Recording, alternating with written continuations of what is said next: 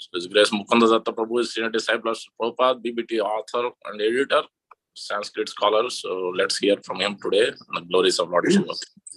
Thank you, Prabhu, for your valuable time. Okay. So we're ready to begin? Yes, Prabhu. Yes. Okay.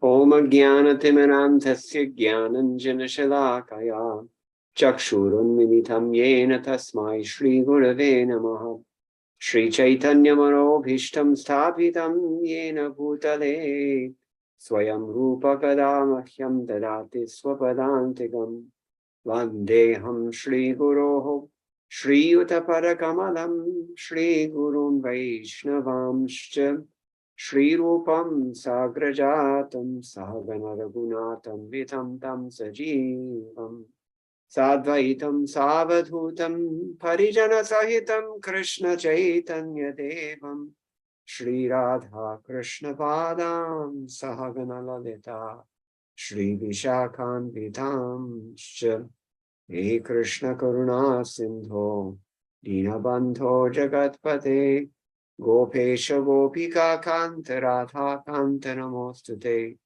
Tapta Kanchana Gaurangi Radhe Vrindavaneshwari Rishabhanu Sute Devi Pranamami Haripriye Vancha Kalpatarupyascha Kripa Sindhupya Evacha Patitanam Pavanebhyo Vaishnavebhyo Namo Namaha Jaya Shri Krishna Chaitanya Prabhu Nityananda Shri Advaita Gadadhara Shivasadi Gaur Bhaktavrinda Hare Krishna Krishna Krishna Hare Hare Hare Rama Rama Rama Hare Hare Madgavirapi Gopala Sri Kuryat Kripaya Yadi Tadeva Sambhaya Pitva Rishayustat Priyajanaha.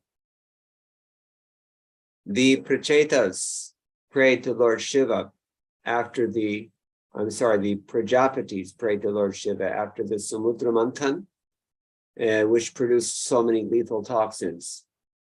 They said, Etat param prapashyamo na param te maheshwara mradanaya hilokasya vyaktestea vyakta karmanaha. That means, O greatest of all rulers, your actual identity is impossible for us to understand. As far as we can see, your presence brings flourishing happiness to everyone. Beyond this, no one can appreciate your activities. We can see this much and nothing more. They are talking about Lord Shiva.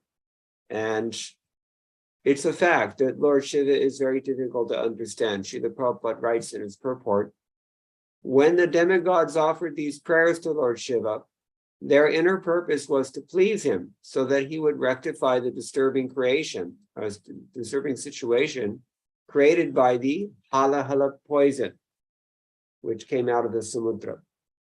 As stated in the Bhagavad Gita, kamais tais tairhrita jnana prapadyantenya devataha. When one worships demigods, this is certainly because of deep-rooted desires he wants fulfilled by the mercy of those demigods. People are generally attached to worship of the demigods for some motive, and that seems to be the case here, according to what Srila Prabhupada has said in his purport.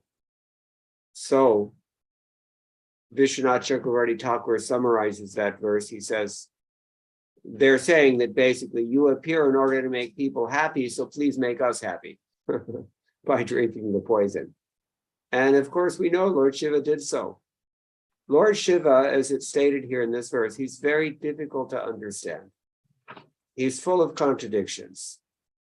Now, the popular conception of Lord Shiva, if there is one single conception of Lord Shiva, but under the sway of various notions deliberately foisted upon the people a little over a century ago by a potent but unspoken alliance between British imperialists and Indian politicians and ambitious socio-religious reformers in India.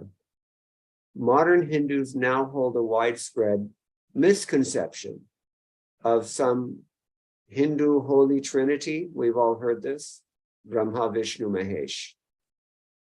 Of course, Brahma, Vishnu, Mahesh is there in the Shastras, it's recognized, but not exactly in the way that we hear about this, because Hindu apologists during the British Raj felt that that phrase connoted, well, that phrase could definitely connote the Christian theological concept of the same name, Holy Trinity, meaning God the Father, the Son, and the Holy Spirit. So they thought that we have to have our own Trinity as well. In all ways, Hindu apologists of, say, 100 years ago, and even today, unfortunately, they're constantly trying to prove to somebody that they're just as good as in anything in the West, and so they needed some Holy Trinity. So they invented this concept of Trimurti, Teen Murti. And but it's not there in the Shastras, actually. What we have instead is Gunavatars. And Lord Shiva is one of those Gunavatars. So these are incarnations of the Lord who manage the creation, the maintenance, and the destruction of this material world. That is to say, the functions of Rajaguna, creation, Sattvaguna, maintenance, and Tamaguna, destruction. Lord Shiva is one of these Gunavatars, and along with Brahma and Vishnu, and he manages the mode of ignorance. He's not in the mode of ignorance, he manages the mode of ignorance. And he also appears. His whole, everything about him seems to be in the mode of ignorance. And this is one of the things that's very confusing about Lord Shiva. We'll discuss this. He's an abode of every contradiction and bewildering characteristics. So, but Lord Shiva is much, much more than just the manager of Tamoguna, of course. He's called Mahadeva, or he's called Maheshwara in the Shvetashvatara Upanishad, because he's the greatest of all the demigods. In some sense, you can actually argue that Shiva is even above the demigods, because he's ever liberated. And unlike the rest of us, he's not even a jiva either. He is in his own category. He has a unique category called Shiva Tattva. So none of us can ever actually become Shiva, although some people claim to be able to do that or to have that goal. We might eventually qualify to become other demigods. We can all become Indra or Vayu or even Brahma. Most of us have already been at least Brahma and maybe other demigods as well. But Shiva exists apart from these demigods. Although he acts as a Guna avatar in the same way that Lord Vishnu acts as a Guna avatar, neither one of them is actually a mundane demigod, in the sense that although they act in that capacity, their ontological identity or their real identity is far, far beyond that. So we should not be fooled by the way that Lord Shiva appears when he appears to be in the mode of ignorance, and we should not be fooled even by dint of the fact that he's dealing with the mode of ignorance. But he's far, far above that in every way. He's far, far above it. He's in his own class, Shiva Tattva. Shiva is essentially Vishnu, but he's in a form that directly contacts Maya. As described in Brahma Samhita, chapter 5, text 45, Kshiram yatha dadhivikara vishesha yogat sanjayate nahitataha pradhagasti hetoho yah shambhutam apitatha samupaite karyat govindam adipurusham tamaham bhajami. That means that milk changes into yogurt when it's mixed with a yogurt culture. But actually, yogurt is constitutionally nothing but milk. Similarly, Govinda, the Supreme Personality of Godhead, assumes the form of Lord Shiva for the special purpose of material transactions. I offer my obeisances at Lord Govinda's lotus feet. That's Lord Brahma speaking. So although they're one and the same in the sense that they both belong to the general category that we call dairy, milk and yogurt are different because, and milk is actually superior to yogurt also, because milk can become yogurt, but yogurt can never become milk. This is important to consider. So milk can become yogurt, but yogurt can never become milk. Likewise, Lord Shiva can become Vishnu, but Lord Vishnu can become Shiva, but Lord Shiva can never become Vishnu. None of us can become Vishnu. So, Ekala Ishwara Krishna Arasha Bhrita, Chaitanya Charitamrita encapsulates the truth very nicely, that basically the only real supreme Lord is Krishna, and all others are his servants, including even great demigods like Brahma and even Shiva. Although Shiva is above other demigods, but still he's below Vishnu. This is the point. So that's first thing to consider. Now, although Shiva directly conjugates with Mahamaya, that is to say, well, they're even worshipped together in this form as Linga Yoni. Shiva still remains unattached to that Mahamaya. He still remains attached to any and all of her charms. And because in essence, he remains transcendental as Vishnu. In his essence, he is Vishnu. But because of that contact with Mahamaya, you can say he's like curdled Vishnu. Vishnu in a special vikara, changed form, Vikrita Vishnu. So Maya cannot control or bewilder or entice Lord Shiva as she does with everyone else except Vishnu. This is the fact. In fact, Brihad Bhagavatamrita, part 1, chapter 3, text 33, suggests that the main reason Shiva is attached to Maya at all is because she's Krishna's sister. Shiva is a great devotee. Vaishnavanam yatha Shambhu, it's described in the Srimad Bhagavatam. And so Shiva is very attached to Krishna. And if he has any attachment to Maya or Durga Devi, it's because she's actually Krishna's sister.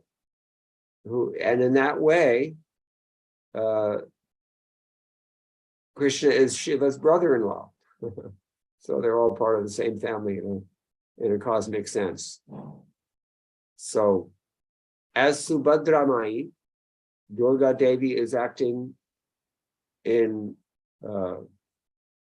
order to reciprocate with materialists in her Durga capacity. And when Subhadra Mai is with the devotees, then she's acting in her Yogamaya capacity. Subhadra Devi is actually both Durga and Yogamaya. This is a special identity of Subhadra Devi. But she's Krishna's sister. Jagannath Baladev Subhadra. So first Krishna was born. I mean, to say first Balaram appeared and Subhadra Mai, and then Krishna appeared. All right, so Srila Jiva Goswami's Sandarbhas emphasize two things in particular that are inconceivable to us, inconceivable. One, that is Guru Tattva, and two, that is Shiva Tattva. How it is that these two can at one and the same time be identical to the Supreme Lord and yet not identical to the Supreme Lord, that's not something that we can conceive of. But the Shastra says this. The Shastra says, well, Krishna says himself directly, Acharyam mam vijaniyan. You should understand the Acharya is me. And Sakshat Haritvena Samasta Shastrai Ityadi. We hear that the spiritual master is directly Hari himself. But he's a jiva at the same time. How you can be a jiva at the same time that you are the Supreme Personality of Godhead, that is inconceivable. Without leaving the jiva status, someone is nonetheless the Supreme Lord. Srila Prabhupada gives the example of a viceroy. Viceroy means he's not the king, but he's acting on behalf of the king, and therefore he, for all intents and purposes, for all ceremonial and political and legal purposes, he is the king. He's the agent of the king. And in the same way, Lord Shiva, or the spiritual master, both of them, they're not Krishna, they're not the Supreme Personality of Godhead, but they are. This is the Achintya Bheda Bheda Tattva principle. That means there is a simultaneous identity and a simultaneous difference. And how that works, logically, it's a contradiction. But how it somehow or other works together and how it's not a contradiction ultimately, that is inconceivable to us because our logic is too small. Had we greater brains, maybe like Brahma or Shiva, although even they say they can't understand Krishna either. Only the Lord can understand himself. Just like there was that famous filmy bhajan, what is it? Ravindra Jain, I think he said. Teri maya kana paya koi pa, ila teri tu jane. So this is the fact. Actually, only Krishna can understand himself. So therefore, we see so many contradictions about Lord Shiva. He's easily pleased. That's a famous name of Lord Shiva. He's called Ashutosha for that reason. He's also easily angered. Durvasa Muni is Shiva's representative in that way. He's irascible. He becomes easily angered also. You have to be very careful when you're dealing with great personalities, and Lord Shiva is probably the greatest of the personalities. The Srimad Bhagavatam itself says that Lord Shiva is the greatest of the Vaishnavas, and Vaishnava Paradha is the greatest of offenses. And so we have to be very careful how we regard Lord Shiva. We do not want to displease Lord Shiva. It's lucky for us that Lord Shiva is very easily pleased, but it's very dangerous. We have to be very cautious with Lord Shiva because he's easily angered as well. So that's one contradiction. What's another one? He is the creator of this material world, but he's also the destroyer of this material world. How does that work? We've already said Lord Brahma is the creator. Creation is the function of passion. So how is Lord Shiva the creator? This is described actually in the Brahma Samhita. Because Lord Shiva is that form of Vishnu who directly contacts Mahamaya, therefore he's necessarily the creator, the initial creator. Even before Brahma is there, Lord Shiva is there. In that when Vishnu glances only upon the material energy, and the material energy is thus impregnated with all the jivas, somebody has to actually manifest everything. That is Shiva and Shakti. So they actually are involved in creation. This is described at the very beginning of chapter 5 of the Brahma Samhita. And that Lord Shiva is the destroyer is well known. That's his main stereotype, that he's the destroyer. So to destroy things is tamasic. Just like here in Vrindavan, we see monkeys. Monkeys are the personification of tamoguna, and they just destroy things. They don't do anything constructive. Monkeys only destroy. So destruction is tamasic. Lord Shiva is in charge of tamoguna. Therefore, Lord Shiva is the destroyer, but he's also the creator. That's another contradiction. Lord Shiva is auspicious. The very name Shiva means auspicious, but he's also considered to be inauspicious. Why? Because look at him. He's covered with so many snakes. He's smeared with ashes. He hangs out in places like crematoriums, and all of his friends are bhoots, and they're all smoking ganja, and he doesn't follow any kind of social etiquette. He slays, he breaks every rule, it would seem. So this is all inauspicious activity, and yet it's being carried out by Shiva, the person who is after whom auspiciousness is named, actually. Shiva means auspicious, just like Guru means heavy. Shiva as an adjective means auspicious. So Lord Shiva is auspicious and inauspicious. That's another one of his contradictions. Sometimes it's observed that Lord Shiva he's a yogi, Mahayogi is one of his names, but he's also considered to be the ideal householder. And he's worshipped along with his family, Parvati, Ganesh, Skanda, his children. So he's a householder, but he's a renunciate at the same time. The very Mahayogi means strictly celibate, because actually you would never guess this, and they will never tell you in the yoga studios. But to really practice yoga means there must be celibacy. It is absolutely prerequisite, foundational. That is very clear in the Bhagavad Gita, but it's not very clear from 90% of those who practice and supposedly teach yoga nowadays. All these yoga studios, if anything, they're all about sex life and how to increase your sex appeal. But Lord Shiva is detached from that. How detached is he? He's so detached that he doesn't even have a house. So this is another one of those things that creates a contradiction. Although he's an ideal householder, and although Sati, his wife, the word Sati means chaste in exactly the same way that the word Shiva means auspicious. Although she is chaste to him alone, but at the same time, look at how he treats his wife. Some mundane conception one can see like this. He doesn't even provide a house for her. So he's a homeless yogi, strictly celibate, and yet he's an ideal householder. This is another contradiction in Lord Shiva. And we've already described, he's Vishnu, but he's not Vishnu at the same time. Vishnu in the sense that yogurt is nothing but milk, but he's not Vishnu because that milk has become curdled, so it's no longer milk. So this is Lord Shiva in respect to Lord Vishnu.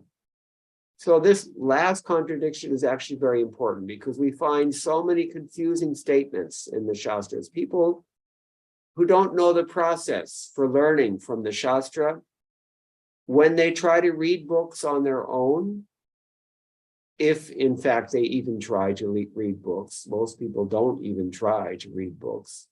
But if they do, and they try to do so independently, then they get confused very quickly because, like Lord Shiva, all the Shastra is also full of contradictions or apparent contradictions, logical contradictions. Those contradictions actually say a lot more about our own limited logic or the limitations of logic in general than they do about the contradictions within the character or about Lord Shiva. So in other words, logic itself is a very imperfect vehicle for trying to understand things that are transcendental. It's described like this in the Shastras. Achintya khalu ye bhavanatans tarkena yojayet. You cannot try to apply the principles of mundane logic to things that are beyond it.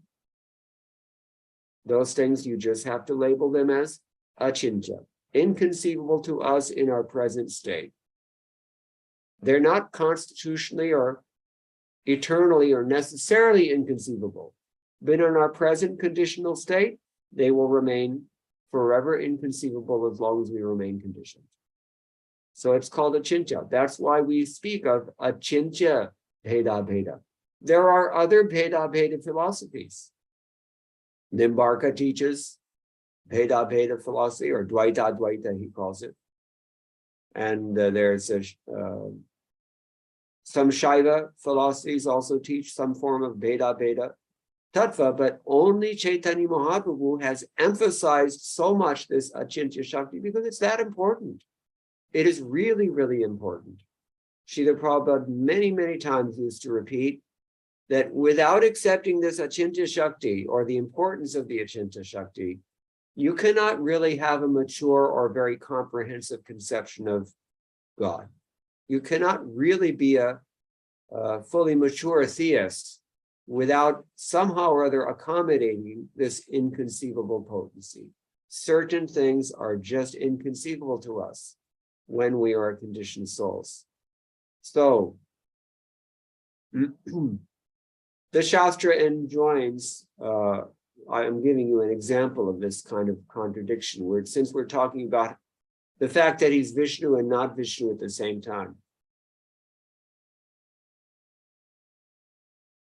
We were saying that people have so many conceptions and misconceptions, I mean to say, about Vishnu and other demigods. They can't sort anything out because they're not hearing from parampara, which is how Krishna tells us to hear in Bhagavad Gita chapter 4. Evam parampara praptam imam rajarshriyo viduhu. So, because they don't hear from bona fide spiritual masters and because they don't receive the Shastra Siddhanta or the philosophical conclusions, scriptural conclusions coming down in a recognized Guru Parampara, therefore they have all kinds of speculations, they have all kinds of misconceptions. I already mentioned one in the beginning, this idea that there's three major gods of Hinduism being Brahma, Vishnu, Mahesh.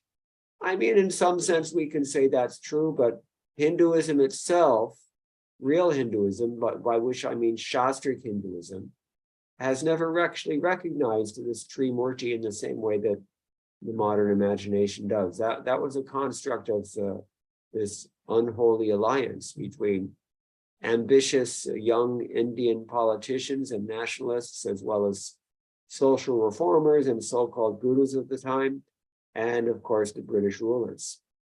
So these kinds of mundane misconceptions, they abound when people do not hear in Guru Parampara and do not have these Shastric statements explained to them by a bona fide spiritual master. So let's give an example how this actually manifests. In this particular issue regarding Vishnu and Shiva, the Shastra enjoins, Yastu Narayanam Devam Brahma Rudradi Daivataihi Samadvainaiva Viksheta Sa Pakhandi Bhavet Dhruvam. Sa Pashandi Bhavet Dhruvam. That is to say, a person who considers demigods like Brahma and Shiva to be on an equal level with Narayan is considered to be an offender or Pashandi. Pashandi is a very strong word in Sanskrit. It means somebody who should be shunned. He should be driven out of all respectable assemblies. So it's a very clear statement. You cannot consider Shiva and Vishnu to be one and the same.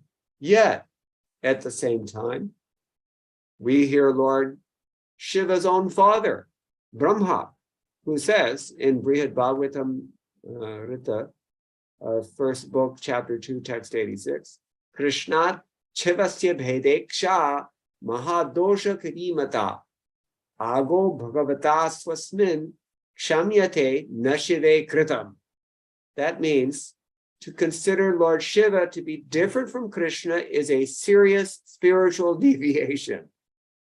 The personality of Godhead tolerates offenses against himself, but not against Lord Shiva. Now, someone may say, since this is a direct contradiction, well, this is just coming from Brihad Bhagavatamritam, and who cares what Sanatana Goswami thinks? Give me something from a real Shastra. It's like some Purana or something. Okay, let's do that. Padma Purana says, giving another apparent contradiction also, Shivasya Shri Vishnurya Ihagunanama Disakalam Dhya Bhinnam Pashyet Sakhalu Harinama Hitakaraha.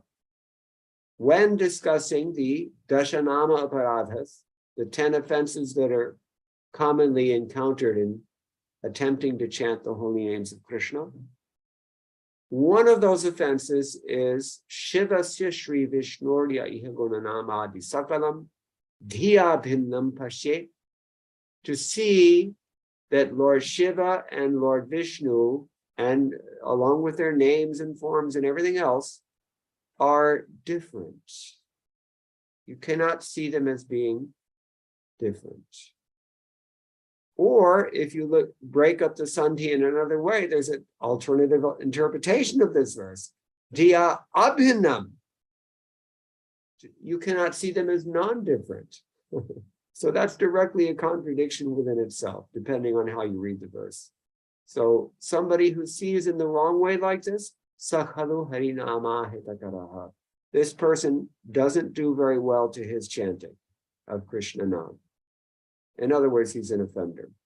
One who sees a difference between the names, qualities, and everything else about Lord Shiva and Lord Vishnu, and who fails to differentiate them as well, doesn't do well to the chanting of the holy name. So, what is the point here?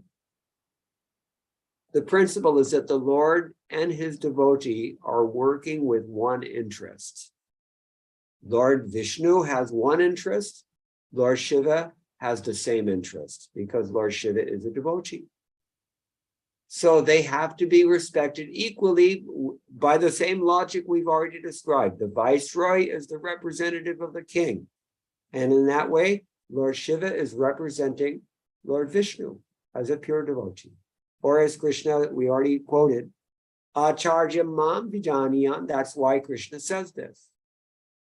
In human society, Krishna is represented by the Acharya, who is a bona fide Acharya, not so-called bogus rascal, but real Acharya. That person has to be respected as equal to Narayan, even though he's not Narayan. Everybody knows he's not Narayan. Yet, because one is the inimitable master and the other one remains the eternal servant, there is a clear distinction also, and that distinction must be maintained. So you have to see them as one, and you have to see them as different, both, and at the same time. As we said already, this is achintya bheda bheda tattva. And Lord Shiva, in particular, he lives by this principle. He sets a perfect example. And we see this in the Brihad Bhagavatamritam of Sanatana Goswami. One devotee was he kept hearing that such and such is the greatest devotee of the Lord. You should go and take his association. And so finally, Lord Brahma sent him to Lord Shiva. And Lord Shiva was confused that why is this person saying that I'm the greatest devotee? Lord Shiva had such humility that although even the Srimad Bhagavatam definitely says he is the greatest devotee, Lord Shiva feels ashamed because he's ashamed to have to destroy everything, and he considers himself to be the root of all egotism and pride. Even the Srimad Bhagavatam actually describes him in that way. Because tamoguna, egotism is actually a manifestation of tamoguna. Pride is the same thing as egotism. So Lord Shiva feels that he's doing this destruction and all this, he feels that he's ashamed actually. All these tamasic things that he's dealing with and representing, he feels it's a stain on his character. He's ashamed to destroy everything, and he considers himself to be the root of all egotism and pride. Now,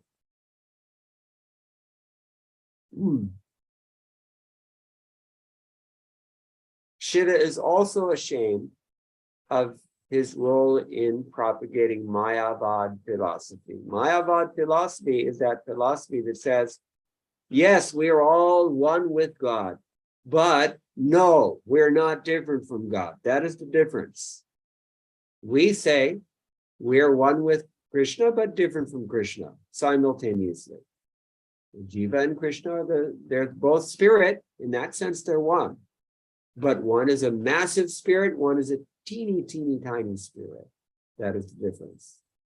So this same, just like with Shiva, Shiva is representing the Lord. He's nothing but milk, but he's the agent only of the Lord, means he's curdled milk. So the oneness and the distinction is simultaneously there. So Shiva also feels very ashamed. Out of his humility, Shiva feels ashamed that he has to propagate all this tamoguna, and one such manifestation of this tamoguna that Shiva manifests in human society is Mayavad philosophy, because it's a very simplistic philosophy, leap philosophy, as we sometimes say. It's a very simplistic way of interpreting, wrongly interpreting, I need to say, misinterpreting the Vedic literatures. But it had a purpose. Lord Vishnu actually, he actually appointed Lord Shankar, Lord Shiva, to come into this world in the guise of a Brahmin, Nambudiri Brahmin, I guess we can guess, in Kerala, some 1400 years ago, something like this. And he propagated his philosophy that the Puranas call Bodham Prachannam, veiled Buddhism. Because at that time, India was overrun with Buddhism. It was everywhere. Still, there's some Buddhism in India, but for the most part, after Shankaracharya, it was all run out of India. Why? Because Shankaracharya preached a philosophy that was very similar to Buddhism, but at least accepted the authority of the Vedas. This is the difference between theism and atheism, actually, according to our Shastras and Acharyas and Gurus. Theism does not mean, in our line, somebody who believes in God. Theism means somebody who believes in the Vedic authority. That's very important. An atheist does not mean somebody who does not believe in God, in our line. It rather means somebody who rejects the authority of the Vedas. When Buddha came, Vishnu himself came in the form of Buddha and did worse than Lord Shiva. He preached outright atheism. He denied the authority of the Vedas altogether in order to get people to stop abusing the injunctions of the Shastra that allow limited animal sacrifice. People were taking that as an excuse for wholesale animal slaughter. And that's not right. That's kaita vadharma, that's cheating. And so the Lord came as Buddha and rejected all these things, said the Vedas are all nonsense. Just, be good, practice, something dharmic, be peaceful, be nonviolent, etc., etc., etc. All the Buddhist principles he was preaching. So that's fine. He got people to stop from animal sacrifice, but at the same time, they all became atheists because they had rejected the Vedic authority. So what to do? Therefore, he told Lord Shiva, you please do me this one favor, because only you can do this. You please take the form of the ordinary Brahmin or highly qualified Brahmin, I mean to say, and you preach a philosophy that resembles Buddhism so that people can adopt it. They have that taste already, so they can accommodate it. But you make sure that you do it in such a way that they accept the authority of the Vedas. And Shankaracharya was tremendously successful, maybe too successful in that effort, because everybody came back to the Vedic fold, and then it was left to the Vaishnava Acharyas, beginning with Ramanuja, then Madhva, and then the other North Indian Acharyas. They all smashed the Mayavad philosophy, all of them. Just consider this point. Out of the 4 or 5 prominent interpretations of Vedanta philosophy, Shankara is only in the minority. Most of them reject his theory, and they have very good arguments also. But none are as good as those of Chaitanya Mahaprabhu, which we've already described, Achintya Bheda Bheda Tattva. That leaves no stone unturned, either logically or philosophically. So this was the history. But Lord Shiva always, he personally is a great devotee. Otherwise, how can he say, Govindam, Pranamata Govindam Paramanandam? The famous Govindashtakam he's written, and other songs he's written. In his candid moments, he revealed very clearly that he is a pure devotee of Krishna. No doubt about it. He's Vaishnavanam Yatha Shambhu at heart. But he, as a matter of duty, he was instructed to preach Mayavad philosophy, and he feels guilty about that. Well, actually, only Lord Shiva could have devised and successfully propagated such a philosophy, but he never would have attempted that, actually, if it were not for Vishnu's direct and necessary order, as we've explained. Okay, so this is Lord Shiva's character, and Lord Shiva, therefore, he referred this devotee in Brihad Bhagavatam, and he said, you go to someone else higher than me. I'm not the greatest devotee. This is his humility. Such tremendous qualities Lord Shiva has. Those qualities of Lord Shiva are further described by his wife Sati in the 4th canto and in other places throughout the Bhagavatam. But this is just a small taste we can discuss about it here. Now, in the Shastra, you may have heard, Mukti Pradata by Vishnu. Only Vishnu is able to give mukti to anyone. That's why Vishnu's another name is Mukunda, the giver of liberation. Only Vishnu can do this. But actually, Shiva and Parvati were both given this adhikar. They were both given this qualification to grant moksha, because he's such a great Vaishnava, such a dear devotee of the Lord. So it's described that if everybody goes for moksha, they go to Varanasi. There are so many moksha bhavanas in Varanasi where people just need a room to go and die. And that's what they do. As long as they're within the confines of the Kashi border, the Sima of Kashi, then they consider, after this, I'm going to moksha. Jara marana mokshaya ashrita mam yadhantiye ityadi.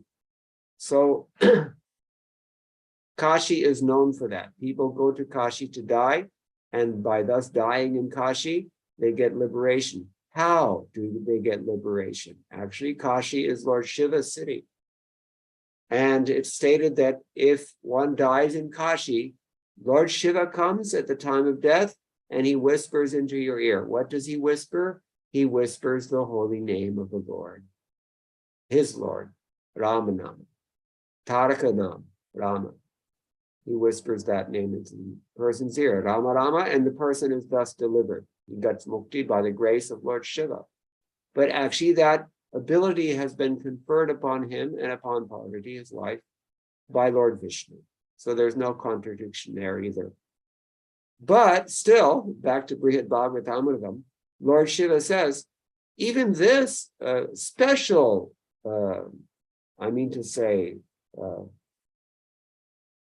privilege that has been given to Shiva, Parvati and Shiva, they're not proud of that.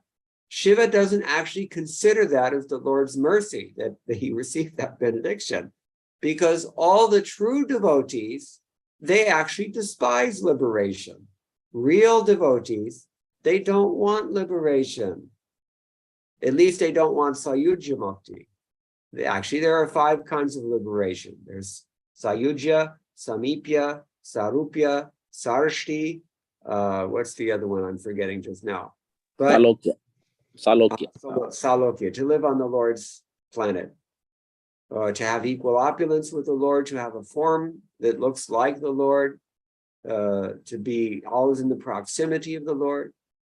These kinds of liberations, sometimes if they're favorable for one's service, a Vaishnava can accept them.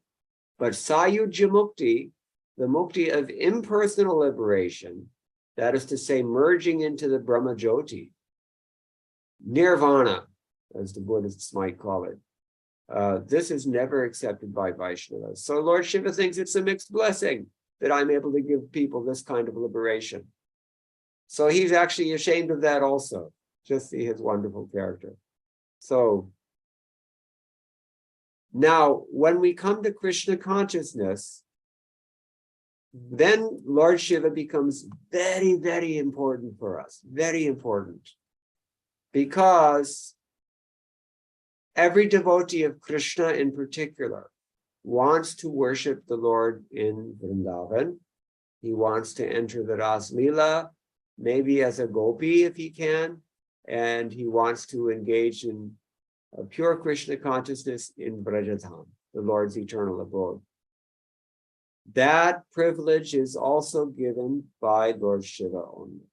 He's called Dhameshwara, or he's called, here in Vrindavan, he's called Gopishwara Mahadeva.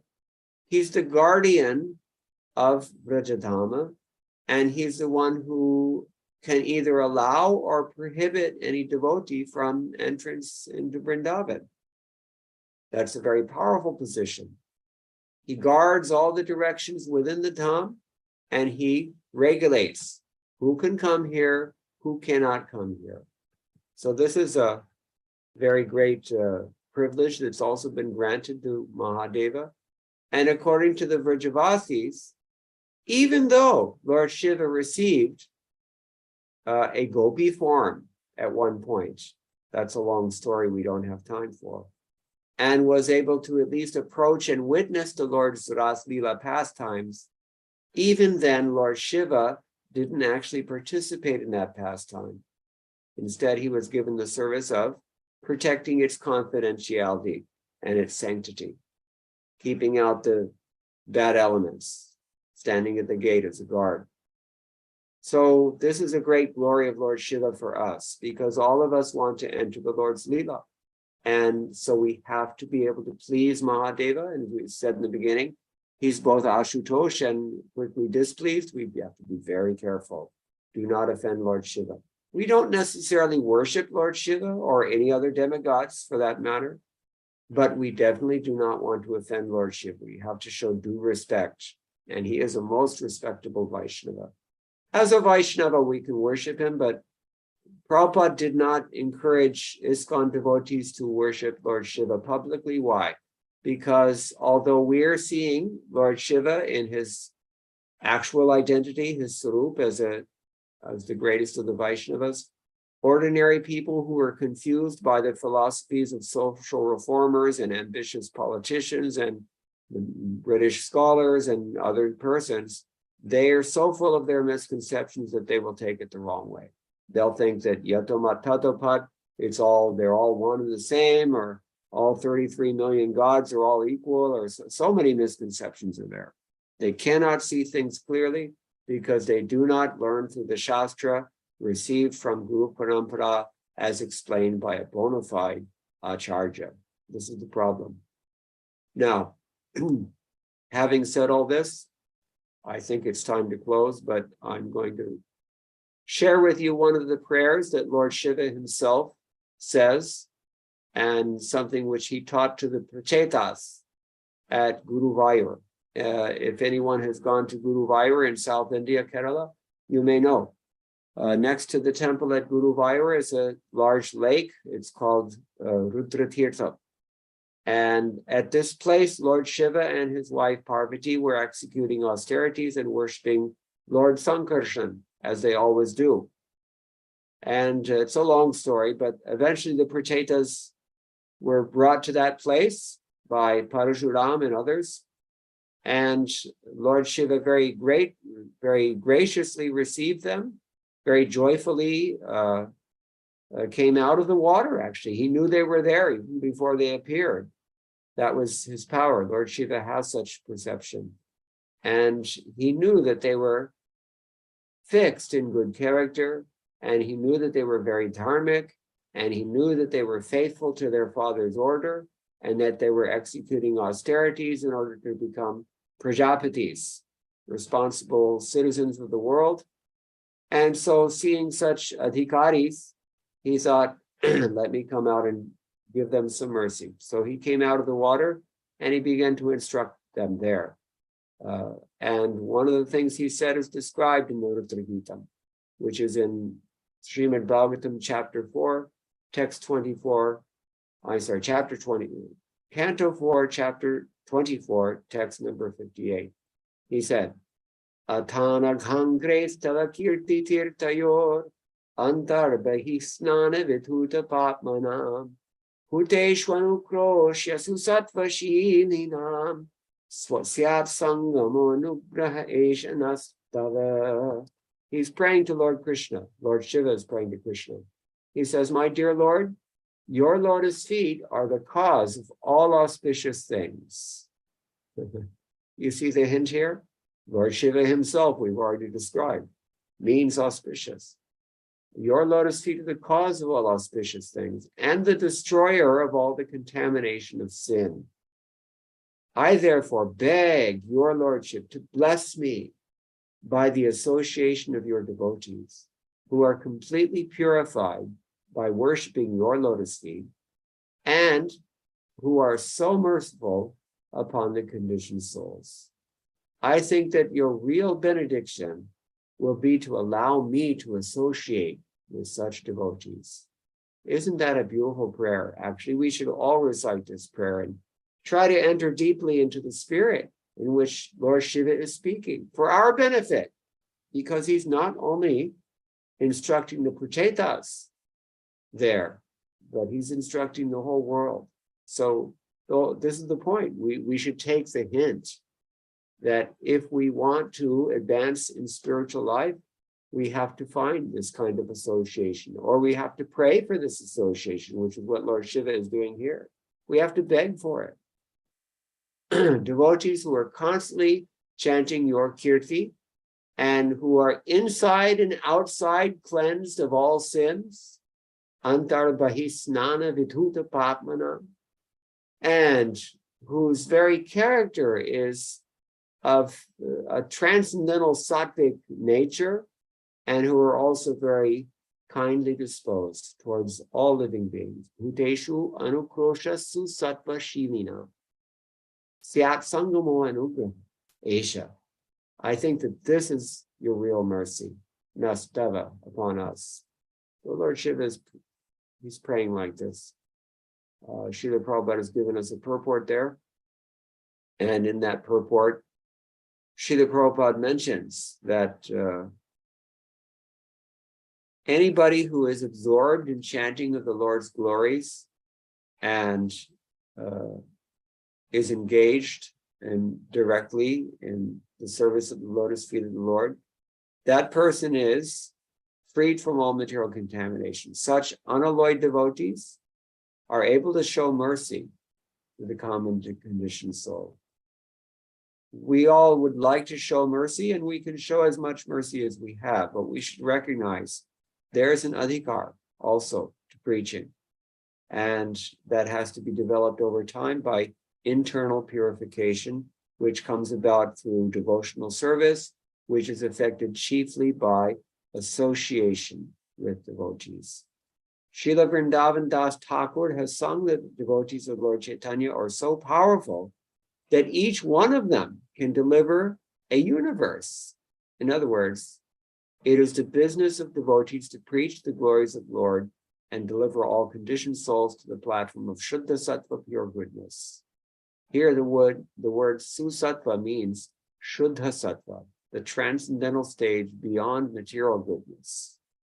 By his exemplary prayers, Lord Shiva teaches us that our best course is to take shelter of Lord Vishnu and his Vaishnava devotees. So to be a Vaishnava and to preach Krishna consciousness, it's not an easy thing. In the beginning, what we have to do first and foremost, we have to find these Vaishnavas. We have to hear from such Vaishnavas. We have to associate and be trained by such Vaishnavas. And then, hote, we can ourselves become such Vaishnavas. It takes time. Generally, it always takes time. That is the general process. So we have to be patient. But this is such a wonderful prayer that Lord Shiva has taught to the Prachetas. There are many other prayers in the same chapter. There's about maybe 50 such prayers that he gives. But I'm going to read it again because it's just so important and so sweet. Athana Kangres Tavakirti Tirthayor Antar Bahi Snana Vidhuta Papmanam Puteshwanu Krosha Susattva Shilinam Syat Sangamo Anugraha Esha Nastava. My dear Lord, your lotus feet are the cause of all auspicious things and the destroyer of all the contamination of sin.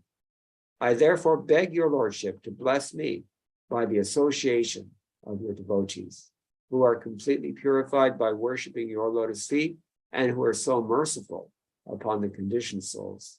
I think that your real benediction will be to allow me to associate with such devotees.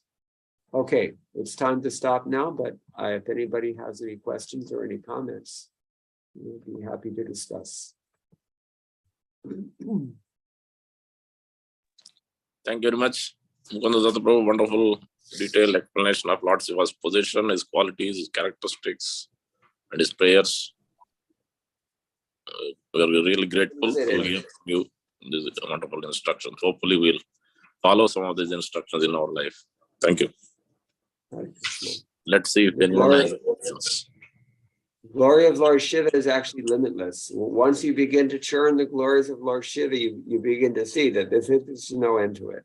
He's such an personality. Yeah, any questions or any comments? Anyone any questions? You can raise your hand. Yeah. Go ahead, Amrita.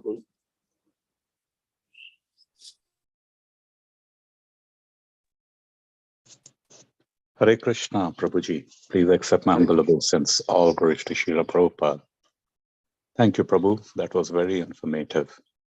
Prabhu, my question is, if we were to explain to a child, an 8 or a 10-year-old, who is Lord Shiva, then what would be the best answer for that, Prabhu? Well, that's a very good question. I think that the simplest way to put it, I think, is the way that the Brahma Samhita puts it. That Lord Shiva is like he's a modified form of Lord Vishnu. Or that's one way to see it. Or you can say that, as the Bhagavatam also says, he's the greatest devotee of Lord Vishnu. That's another way you can put it. These are pretty simple things that I think most children can understand. We definitely want to prepare them for what they will hear as they grow up and enter the world about Lord Shiva, all the misconceptions that predominate actually in this world. We definitely want to make sure that they don't fall into that trap. So we want to repeat whatever we've heard from our acharyas in child's language, in simple terms and in easy enough for children to understand. Perfect. Thank you so much, Prabhu. Okay. Thank you. Rajesh has his phone, his hand raised as well. Hare Krishna, Prabhu, and thank you so much for giving us such an auspicious knowledge. My question or query is, like, you name so many times Vishnu, and when we go to ISKCON, we hear Krishna. So Krishna is one and the same Vishnu, but we never say, like what I remember, any mantras for Vishnu, but we say Hare Krishna, Krishna Krishna, Hare Hare, Hare Ram, Ram Ram, Hare Hare. But is there any difference between Vishnu and Krishna, or Krishna is one and the same, what I believe? But you said so many times Vishnu and Shiva and not Krishna and Shiva. I'm little confused. Okay, good question. It's natural to be confused because, as I said, we're talking about things that are beyond our comprehension, things that are inconceivable. There is oneness. There's absolute oneness between Vishnu and Krishna. And in fact, without confusing things even further, I'll go so far as to say that Krishna and Vishnu are more one with each other than Krishna and Shiva are. That is to say that both Vishnu and Krishna are the same Supreme Personality of Godhead. But the Lord takes many different forms. This is the point. The Lord has, all the Lord's multi-forms are best described in the Laghu Bhagavatamritam of Srila Rupa Goswami. But that book is not so easily available and also not so accessible, I think, to beginners in Krishna consciousness. So the easy way that Srila Prabhupada explains it is with the analogy given in the Brahma Samhita. If you take one candle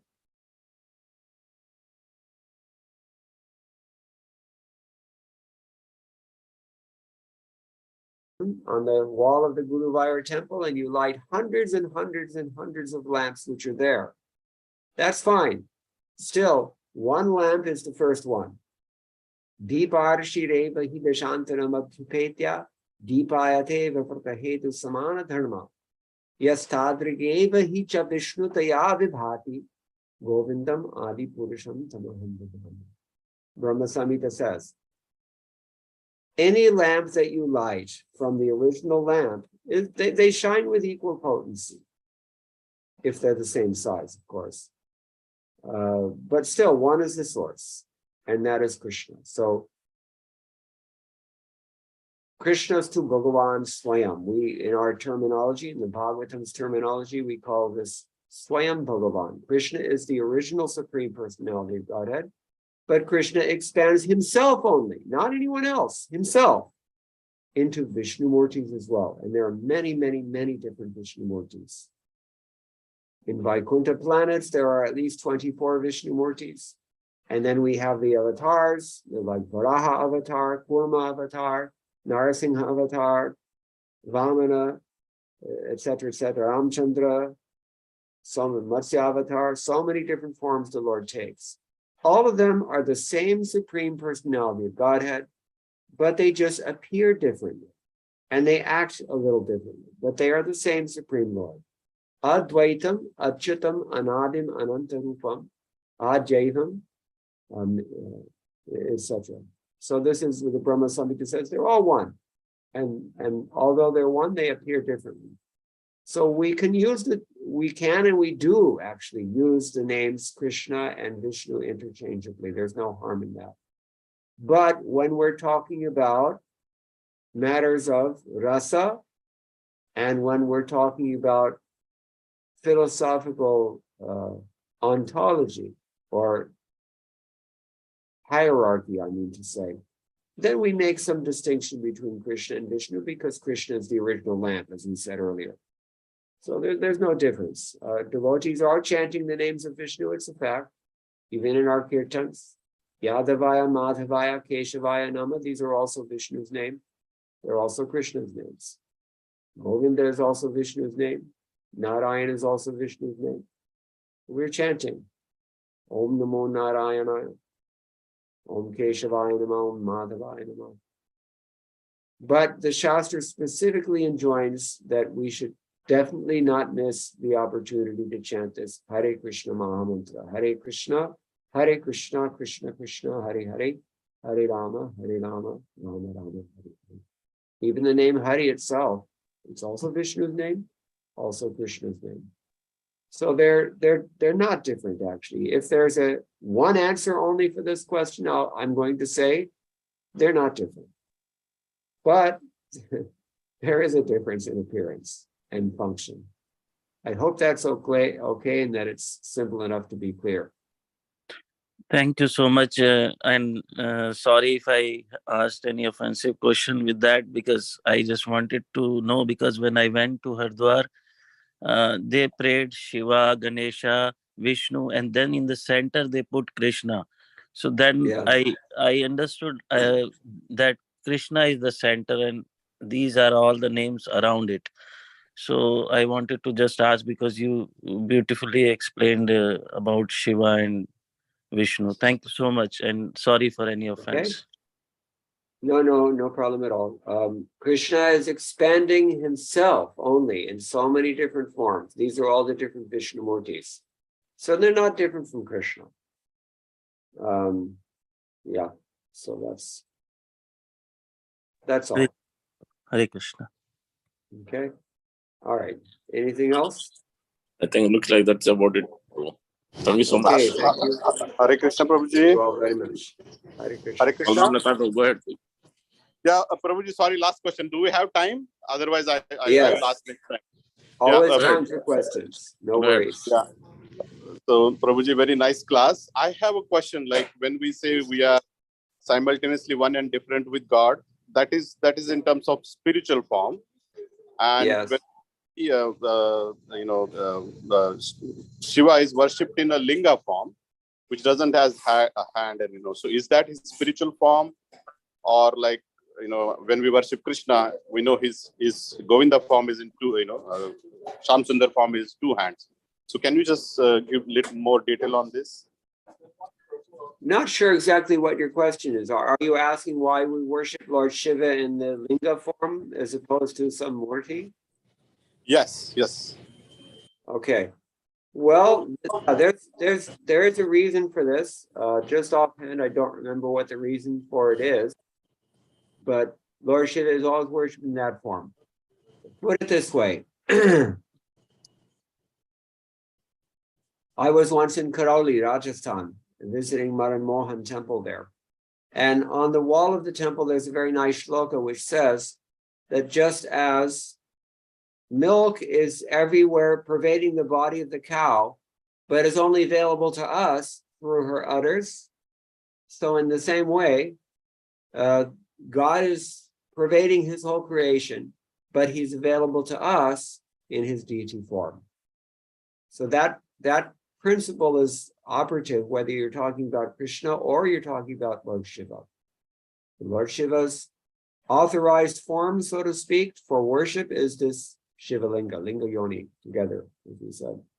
Generally, he's not worshipped in the form of icons or personal mortis. But maybe someone else can answer the question better than I can. I'm sure there's a better answer, but that's, I think, enough to make it clear. Hopefully that's okay. That's okay. Thank you, Prabhuji. Hare Krishna. Okay.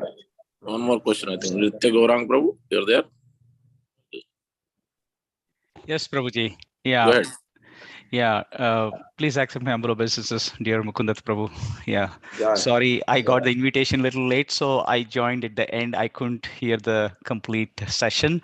So, but yesterday I was hearing about the glorification on Lord Shiva and his different tattvas. So I wanted to clarify with you. And is in that class, I heard from one of the devotee that there are three different tattvas within the Shiva. One is Vishnu Tattva Shiva, one is Shambhu Tattva Shiva, and one is Rudra Tattva Shiva. Whereas Vishnu Tattva Shiva is almost like Krishna, like Gopeshwar Mahadev, an example he was giving. And whereas the Shambhu Tattva Shiva is nothing but the pure consciousness and then completely adulterated consciousness mixed together, and it is eternally unseparable. That is called Shambhu Tattva Shiva, where it says that he will eternally be in that, and we are actually, all the living entities are carrying that Shambhu Tattva Shiva consciousness. That's why that is the reason why, even though we have the desire to serve Krishna, but at times to become or to lord over the material nature is also simultaneously there. So we are battling between these two. So can you explain more on that? Well, is that correct? Did you ask the person who is describing this for a Shastric reference that substantiates it? He has actually given the Shastric reference. I have to refer to the recording. Yes. You don't remember what it is? I don't remember, but he has given the Shastric reference. Yeah, definitely. Yeah. Okay. Well, I know I can't really comment on that because it's not sounding familiar to me. So Okay. yeah, I mean, I'm not saying that there's anything about it that is not consistent with our philosophy, but I don't know of any specific reference in the Shastra that is described like that. Yeah, probably offline I can share you that Shastric reference, Prabhuji. Yeah, that would be a good idea. I'd be interested to hear. Yeah. Brahma Samhita describes all three of these. The Shambhu is certainly described in Brahma Samhita, and Gopishwar, as I said, is described, Shiva in our literature as well, and Rudras are described. These are all recognized forms of Lord Shiva. Yeah. And another question about Rudra is the Rudra expansion could be a Jivatma also. A Jivatma can also come to the position of a Rudra, which is, is that correct? Where did you hear that? Same in the same lecture I heard. So Again, these things, look at Bhagavad Gita chapter 17, text 15. And Prabhupada's purport explains that whenever we're speaking of any spiritual proposition, we have to back up whatever we're proposing with the Shastric reference. That's the way to speak. Yeah. Responsibly among devotees. And as you say, the person was doing that, so then now it's your responsibility to repeat it. Yeah. Yeah. I'm not familiar with either one of those. Sure. Yeah. Okay. Thank you, Prabhuji. Yeah. Yeah. All right. Thank you all very much. All Thank glories. Yeah. All go Srila Prabhupada. Yeah. All glories to you, Mukunda Datta Prabhu. Thank you. I read in Chaitanya Charitamrita, in one of the purports, Prabhupada mentioning Rudra as in Jiva Tattva, third form of Lord Shiva. I'll have to look it up, the exact verse. Yeah. Okay. So, So, Vancha we have- Kalpatarikshya Awesome. Hare Krishna. Thank you, Prabhu. A quick announcement. Please join for Sunday feast program today evening, 5:30 to 9 p.m. And tomorrow, not tomorrow, yeah, Monday is Sri Jagannath Das Babaji Maharaj disappearance day. No fasting as such.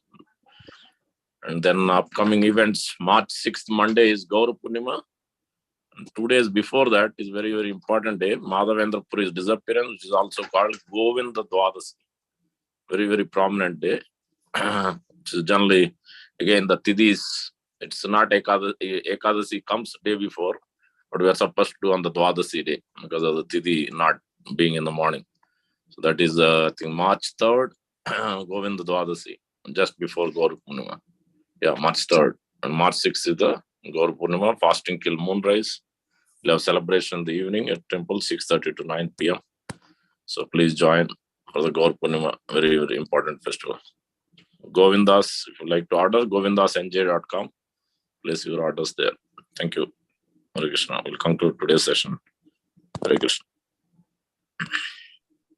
Hare Krishna. Thank you, everybody. Hari Bol. Hare Krishna. Hare